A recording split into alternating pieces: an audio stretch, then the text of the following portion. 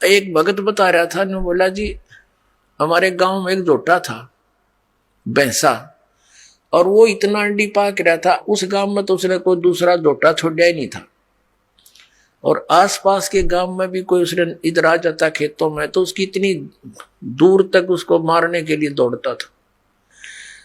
एक बार हमारा तालाब खुदवा रखा था, जोड़ गांव का तालाब खुदवा रखा था, गहरे गड्ढे कर देते हैं कि वर्षा होगी तो जल घना स्टॉक हो जाएगा इस उद्देश्य से,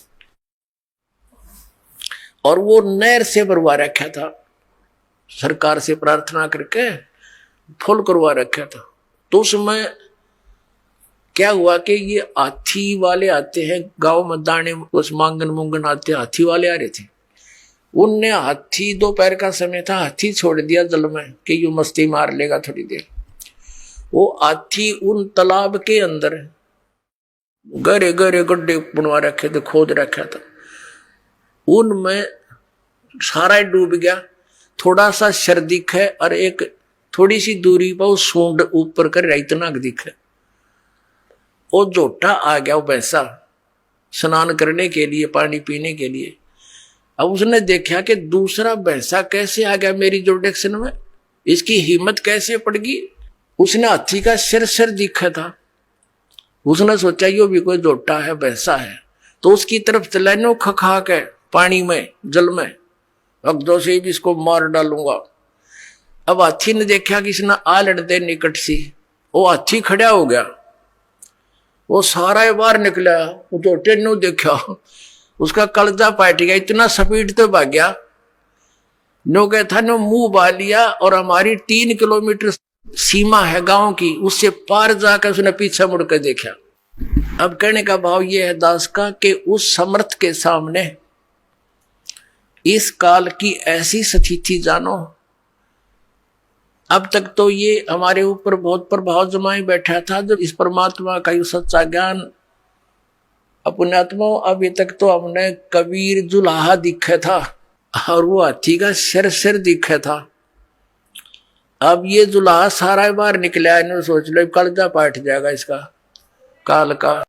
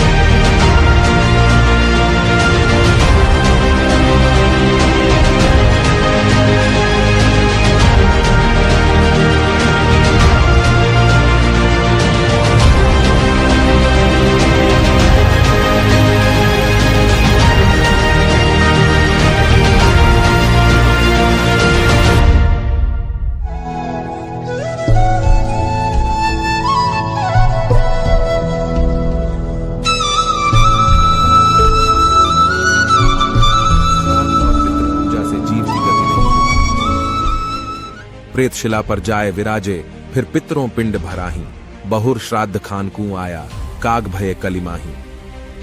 अज्ञानी गुरु और पंडित जी के अनुसार मृत्यु के पश्चात सर्व कर्मकांड, आत्मा की गति, मोक्ष के लिए किए जाते हैं, लेकिन फिर पितृपक्ष में कहते हैं कि आपके पूर्वज कौवा बन गए हैं, भोजन करवाकर उनको तृप्त करो। इस तरह ये मूर्ख बनाकर समाज की दुर्गति किए हुए थे।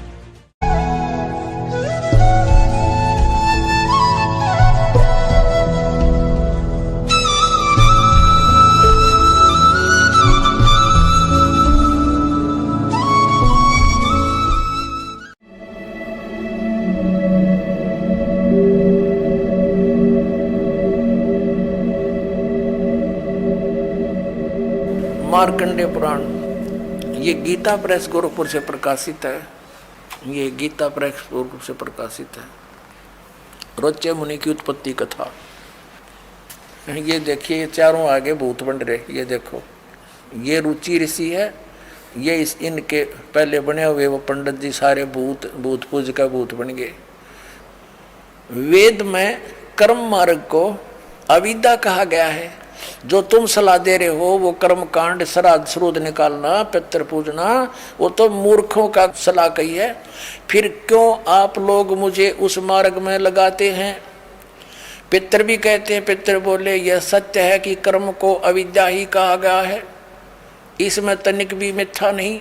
फिर थारा सिर बच गया, फिर क्या रह गया बता भाई। ये हमारे पुराणों में लिखा है। अब इस बात को पितृ भी मानते हैं कि आप जो साधना करें तो मोक्ष मार्ग है, और आप फिर उसको सलाह दे रहे हैं भूत पूज, श्राद्ध निकाल, ब्याह करवा, और यो नरक मार्ग है। और आप भी मानते हैं कि आप जो मार्ग अपना रहे हो तो मोक्ष मार्ग है। और रुचि कहता है वेद के अंदर तो इसको अविद्या मूर्खों की साधना बताइए, तो पितृ भूत पूजना, श्राद्ध निकालना, और पितृ स्वीकार भी कर रहे हैं। कहाँ ऐसा ही है, इसमें कोई मिथ्या नहीं। फिर ये बकवाद घट रखी, अग्रुम ऐसा कर लो, पितृ ऐसा कर देते हैं, पितृ पुत्र दे देते हैं, टट्टू दे देते हैं, अपा भूखे मरे बतावे।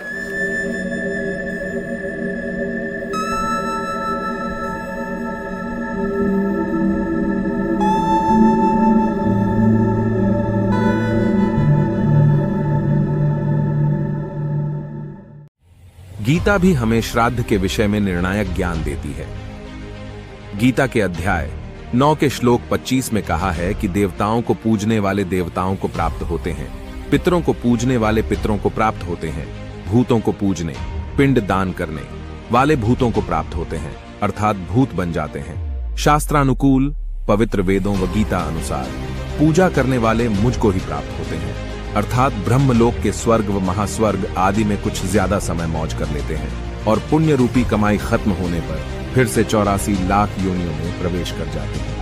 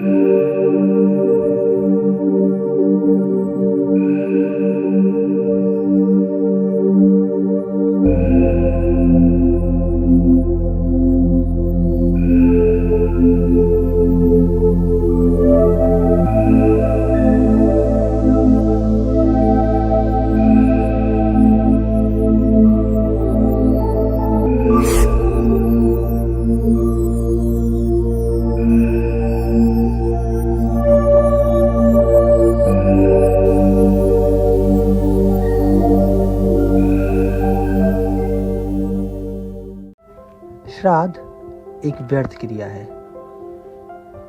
श्राद्ध करने वाले पुरोहित कहते हैं कि श्राद्ध करने से वह जीव 1 वर्ष तक तृप्त हो जाता है, फिर 1 वर्ष बाद में श्राद्ध फिर से करना है। तो विचार करें, जीवित व्यक्ति दिन में 3 बार भोजन करता था, अब 1 दिन के भोजन करने से 1 वर्ष तक वह कैसे तृप्त हो सकता है? यदि प्रतिदिन छत पर भोजन रखा जाए तो वह कौवा तो प्रतिदिन ही भोजन खाएगा।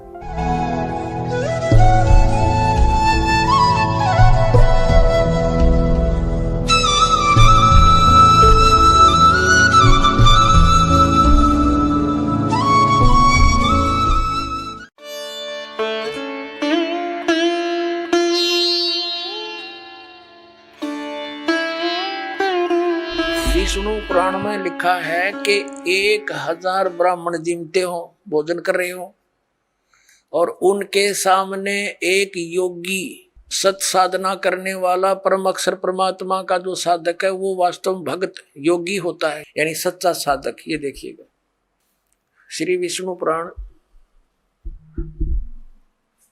गीता प्रेस गोरखपुर से प्रकाशित है। इसके अनुवादक हैं मुनीलाल गुप्त। ये गीता प्रेस गोरखपुर से प्रकाशित है। ये है अध्याय 16 और तृतीय अंश और पृष्ठ नंबर 213 पर। यहां पर लिखा, हे राजन, श्राद्ध करने वाले पुरुष से विश्व देवगण, पितृगण, मातामह और कुटुंबी जन सभी संतुष्ट रहते हैं। हे भूपाल, पितृगण का आधार चंद्रमा है और चंद्रमा का आधार योग है, भक्ति, और इसलिए श्राद्ध में योगी जन को नियुक्त करना अति उत्तम है, यानी सत साधक को।